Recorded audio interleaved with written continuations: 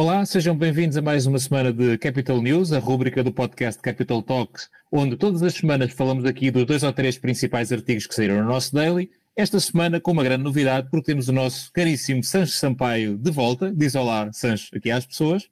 Olá, malta. Para quem ainda não tinha visto a minha cara, prazer. Para quem está a ver no YouTube.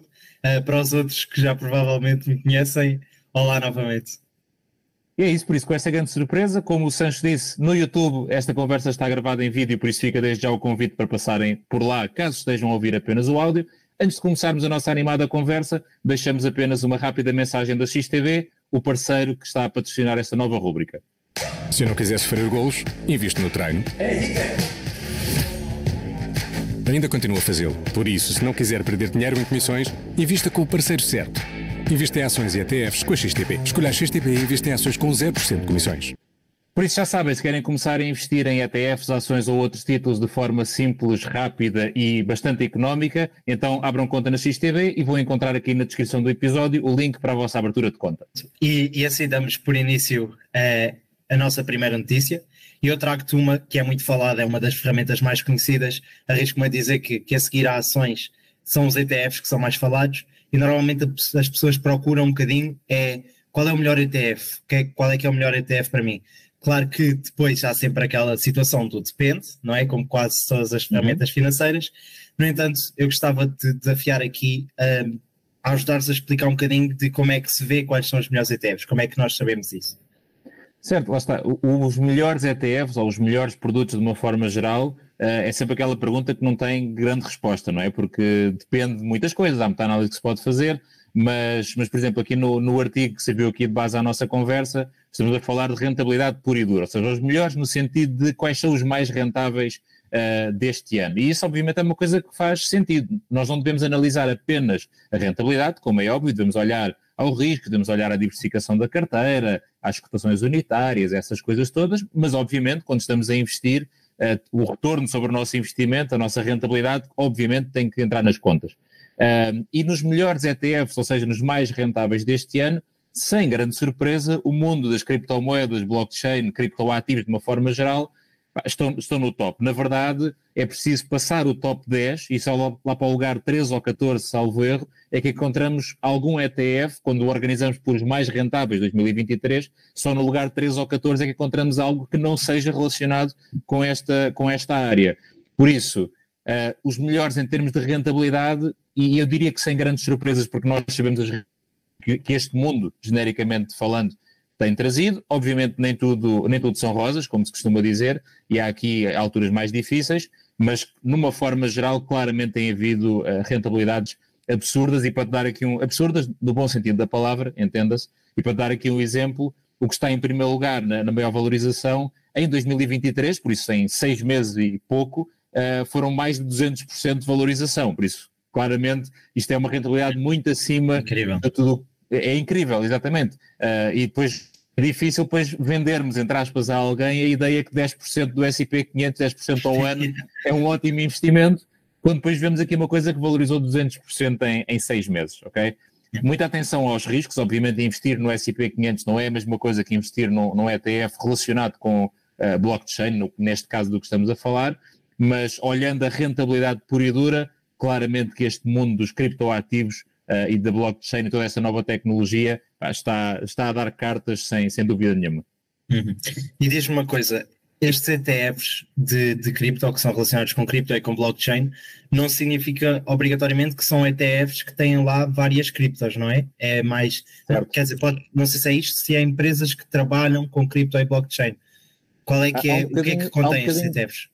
Certo, há um bocadinho de tudo, ok? Pode haver alguns que são de empresas que trabalham na área de blockchain, mas, por exemplo, o que está em terceiro lugar é um ETP, ou seja, um Exchange Trade Product, porque não é um fundo, e é um ETP no sentido em que está a replicar o preço da Bitcoin. Da mesma forma que há uns ETCs, os Exchange Traded Commodities, que replicam o preço do ouro, do petróleo ou de outra matéria-prima qualquer, também já há, isto não é de agora, este produto, este ETP que no fundo replica o preço da Bitcoin. Por isso, a mesma lógica que se aplica aos ETFs e de haver uma grande diversidade e coisas muito diferentes para escolher, é exatamente a mesma coisa. Aqui é uma área de negócio, é uma indústria específica e que há de tudo. Há produtos que acompanham preço de moedas, há produtos que acompanham empresas, há produtos que acompanham cabazes de empresas ou de moedas, há um bocadinho de tudo, tal como em tudo o resto.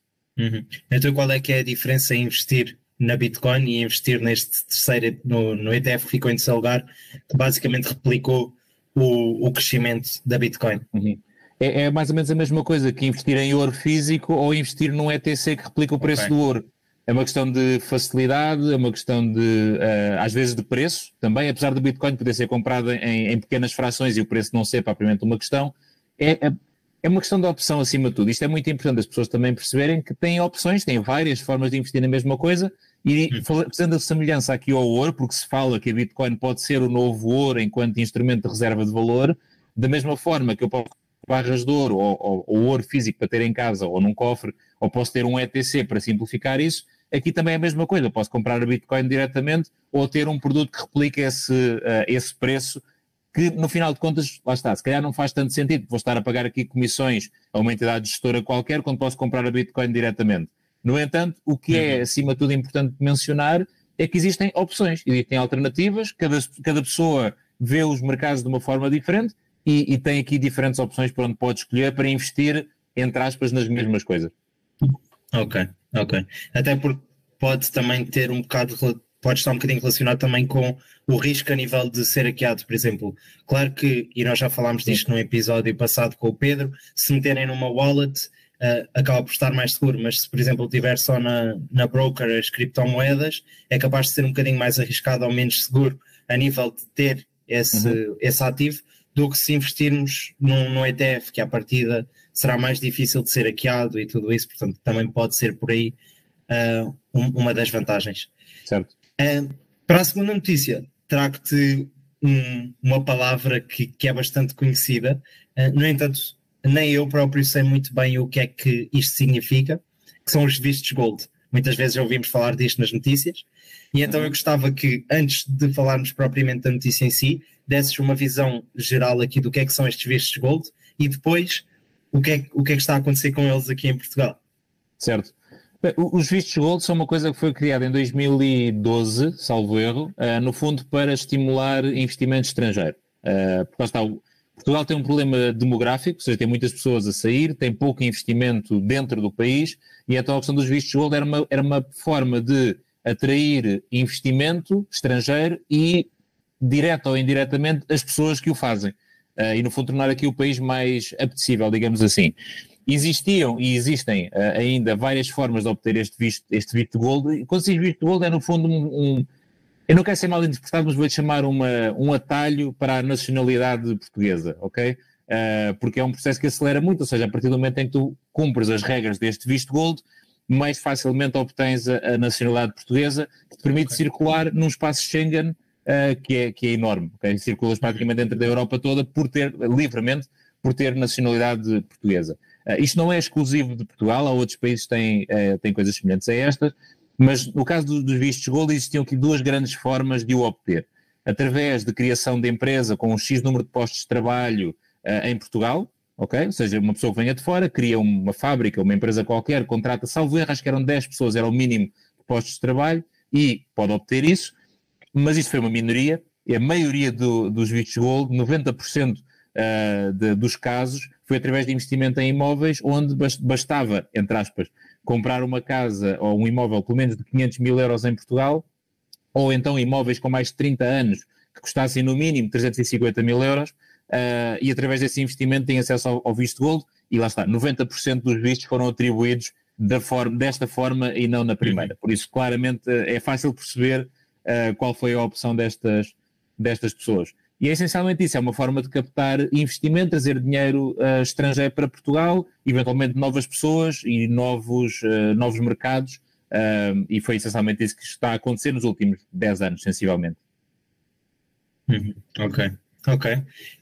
E agora com as novas crises habitacionais que estão a acontecer, etc., existe mais procura disto, existe menos procura? No caso de haver muitos stresses com os próprios portugueses tentarem arranjar casas e de se falar muito, até nas notícias ouve-se muito falar de que os estrangeiros, vamos dizer, em geral, acabam por inflacionar muito aquilo que é os preços das casas. Achas que isto dos vistos gold acabam por ter alguma influência nisso? Muito pouca. Isso é uma coisa que muitas pessoas acham ou dizem, é que por causa dos vistos gold é que as casas são caras, porque obviamente 500 mil euros numa casa para um português uma casa de luxo, para um americano, para um inglês, para um alemão, não é nada extraordinário, não só pelo preço das casas que eles têm nos seus próprios países, mas pelos rendimentos que eles têm. E então houve muito esta ideia de, pois, como isso para os alemães ou para os ingleses é barato, e então por isso é que as casas estão muito caras. Isso é falso. Sim. E os números mostram isso. Mostram que de todas as casas que foram transacionadas desde 2012, desde a altura que isso começou, de todas as casas transacionadas em Portugal, apenas 3% dessas transações foram relacionadas com vistos gold. Ou seja, os outros 97% foram pessoas a comprar casas para a sua habitação própria, portugueses a comprar para investimento ou outra coisa qualquer. Os vistos gold apenas foram responsáveis por 3% do total de transações imobiliárias em 10 anos. Por isso, claramente, não foi por causa destes 3% que os preços subiram.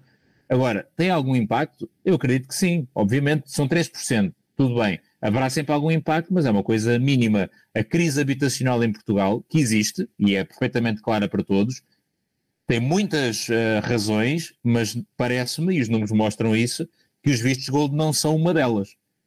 Mas é uma forma de nós nos desculparmos e de facilitarmos a resposta e dizer que a culpa é dos vistos gold ou de outra coisa qualquer, mas os vistos gold claramente não é. Ok, pronto, fica essa desmistificação disso que é bastante falado. E para a última notícia, eu trago-te aqui um tema que, eu diria que desde o início deste ano começou a ser mais falado, apesar de já haver filmes, já haver livros sobre isto tudo, da inteligência artificial. Houve um sujeito, digamos assim, que trouxe isto para a ribalta, que é o tal ChatGPT. Para quem ainda não sabe o que é o ChatGPT e tenha vivido assim numa caverna durante os últimos meses, o ChatGPT basicamente é uma inteligência artificial em que é um chat em que nós falamos com ele, podemos fazer questões, podemos lhe pedir para ele escrever sobre assuntos, podemos tirar dúvidas ou debater mesmo assuntos. Já dei por mim a fazer quase um tipo de brainstorming com ele, de olha, tenho esta ideia e esta, que sugestões é que trazes? E depois eu pego nessas sugestões e trabalho um bocadinho à minha maneira, mas é um bocadinho isto que é o ChatGPT, quase aqui um assistente digital. E isto tem trazido também muito barulho àquilo que são os investimentos, àquilo que é o futuro do mercado de trabalho, etc. A notícia em si, na Meu Capital, é muito relacionada com dicas de como é que podemos utilizar o ChatGPT, mas eu queria trazer aqui um bocadinho mais de, por exemplo, tu na tua vida utilizas a inteligência artificial no teu dia-a-dia já, ou ainda não vês tanta utilidade nisto? Sim, eu utilizo todos os dias o ChatGPT e outras ferramentas, provavelmente há coisas mais específicas para determinado tipo de trabalhos, mas sem dúvida a inteligência artificial vai ajudar e está a ajudar e vai ajudar cada vez mais em muita coisa. A verdade é essa.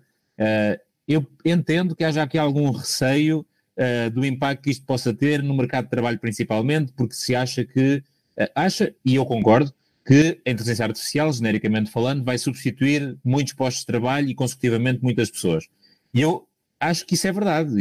Acho que devemos assumir que isso, bem, na verdade, já está a acontecer, já está a substituir alguns, e que à medida que isto vai evoluindo, isso irá continuar a acontecer. Eu não vejo isto como uma coisa má. Na verdade, vejo uma coisa perfeitamente natural que já aconteceu. Como é que era a vida o mundo antes da Revolução Industrial? Não é? Toda a gente fazia as coisas à mão. E, entretanto, vieram as máquinas e obviamente, muita gente perdeu o seu trabalho porque foram substituídos por máquinas que faziam as coisas mais rápido, mais barato, melhor, seja lá o que for. E o mundo adaptou-se. Depois veio o mundo da informática, começaram a aparecer os computadores, ali nos anos 70, 80, as coisas começaram a ser um bocadinho mais pessoais, não é? Obviamente, depois nos anos 90, 2000, a coisa explodiu. Muita gente que fazia trabalho à mão foi substituído por computadores. O mundo da internet veio substituir outras funções. E isto é mais uma revolução, se quisermos chamar dessa forma. Sim, é verdade que há pessoas que irão perder os seus trabalhos. Vamos ser muito honestos em relação a isso. Há pessoas que trabalham atualmente que vão ser substituídas por inteligência artificial. Agora, qual é a responsabilidade de todos nós? É adaptarmos a isto, lá está, é aquela famosa frase da sobrevivência, quem sobrevive não é o mais forte, nem é o mais inteligente, mas é o que melhor se adapta. E tal e qual como as pessoas tiveram que adaptar para sobreviver, digamos assim, na Revolução Industrial, no aparecimento do computador, na internet, isto é mais uma fase em que nós temos aqui duas hipóteses. Ou vamos contrariar isto e vamos passar mal, porque isto está a acontecer e vai acontecer num ritmo cada vez maior. Por isso, se nós continuarmos a combater isto, não vamos sobreviver, lá está, e isso é um mau caminho. Ou então, temos que aprender com isto e perceber como é que eu posso utilizar esta nova ferramenta para ser melhor no meu trabalho. Porque eu quero acreditar, lá está, eu acho que o cenário exterminador implacável, e agora de repente é o ataque das máquinas, não me parece que seja, no futuro quem sabe, não é? Uma inteligência artificial versão 7 ou 8, a coisa pode resvalar para aí. Acho que não é esse o caso, acho que estamos muito longe de uma coisa dessa acontecer e da inteligência artificial se transformar em algo contra nós. Acho que neste momento é claramente um grande aliado nosso e que todas as pessoas, e aqui profissionalmente e academicamente falando, as pessoas devem utilizar isto da melhor forma possível, devem utilizar esta nova ferramenta para se tornarem mais produtivos, mais eficientes, para depois poderem fazer outra coisa qualquer. E acho que a mensagem final é essa, que é não combatam isto porque não vão ganhar esse combate, a verdade é essa, assumindo que querem continuar a viver num mundo, vamos chamar ocidental e desenvolvido, não é? Se a pessoa quiser, como estavas a dizer, se calhar quem nunca ouviu falar no ChatGPT e está tipo numa caverna e quiser ir para lá, tudo bem, mas quem quiser viver em sociedade e no mundo que nós temos neste momento e do qual gostamos com todo o nosso conforto, se combater a inteligência artificial vai-lhe correr muito mal, diria eu, por isso mais vale aprender, utilizá-la, evoluir com ela e aí a coisa provavelmente vai correr bastante melhor. Uhum. Até porque se nós falarmos economicamente sobre este assunto, a ideia é que quanto mais produção houver, quanto mais produtivo tu fores, à partida mais rendimento tu geres, não é? Porque estão ligados. E a ideia da inteligência artificial é ajudar-nos a ser mais produtivos. E se houver mais produção, à partida, o que tudo indica é que a qualidade de vida aumente da população em geral, se houver um crescimento geral da produtividade. Então, na teoria, a ideia é que esta inteligência artificial venha ajudar a melhorar a qualidade de vida. Claro que depois há todos os outros problemas que podem vir adjacentes a isto, não é? Utilizar a inteligência artificial para o mal, o facto eu estive a ver um vídeo no outro dia que dizia quais eram as profissões do futuro, as profissões mais prováveis de aparecer. E uma delas era eu não me lembro que nome é que eles davam, mas basicamente era uma pessoa que era responsável por estar a identificar fake news, notícias falsas. Okay. E muita gente fala disso como um dos próximos problemas, uma das próximas epidemias ou pandemias do mundo moderno, que é a quantidade de falsa informação que pode vir a aparecer pelo facto da inteligência artificial quase automaticamente já estar a dar respostas que não são 100% fidedignas, que depois é um bocado aquilo do telefone estragado, não é? Que nós brincávamos muito em miúdos, que tu recebes uma notícia, depois passas a outra pessoa e aquilo espalha-se, o poder do word of mouth, do boca a boca, que acaba por trazer depois esses problemas. No entanto, a ideia é que com uma, eu diria, literacia digital, da inteligência artificial neste caso, pode trazer uma qualidade de vida muito maior. Depois há vários debates que até podem ser interessantes e diz-me se acreditas que isto pode vir a acontecer, que é num mundo em que a inteligência artificial trata de tudo, nós não temos que nos preocupar com produzir nada, é tudo feito através da inteligência artificial. Se acreditas que pode haver uma altura em que todos nós recebemos o mesmo rendimento, ou seja, como é que ele se chama, eu não me lembro do nome, mas é quase um rendimento geral universal. O mínimo garantido. Exato, é isso. Certo. Tu acreditas que há de haver um ponto na inteligência artificial que nós podemos estar todos a receber o mesmo e fazer o que nos apetece, porque a inteligência artificial faz todo o trabalho sujo por nós? Tenho muitas dúvidas. É uma boa questão filosófica para pensar agora nos próximos dias. Tenho muitas dúvidas. Primeiro, tenho muitas dúvidas que algum dia cheguemos a esse ponto onde a inteligência artificial faz tudo, presta todos os serviços, produz todos os produtos, Custa-me a acreditar que algum dia cheguemos a esse ponto.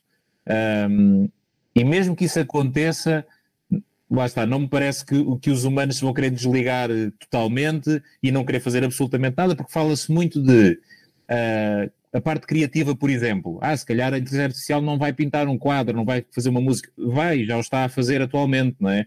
Por isso mesmo a parte criativa, que se achava que tinha que ser uma cabeça, um cérebro humano a produzir, não, isso já está rapidamente desmistificado, e há coisas espetaculares, um bocadinho assustadoras, tipo ouvir Frank Sinatra a cantar outra música qualquer, má, na verdade, e tu ouves aquilo e pensas, não, isto podia ter acontecido, realmente a coisa funciona. Às vezes é um bocadinho assustador nessa perspectiva.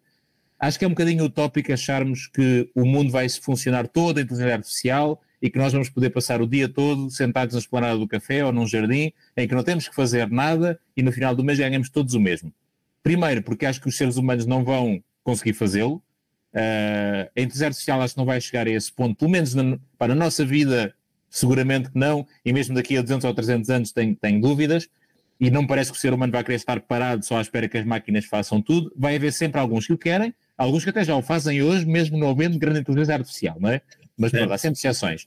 E depois a parte de um rendimento igual para todos, não me parece. O dinheiro é importante, continua a ser cada vez mais importante, as pessoas cada vez o valorizam mais, e ainda bem, e vai sempre haver, arrisco de dizer, pessoas que ganham mais e pessoas que ganham menos. Nem que seja, lá está.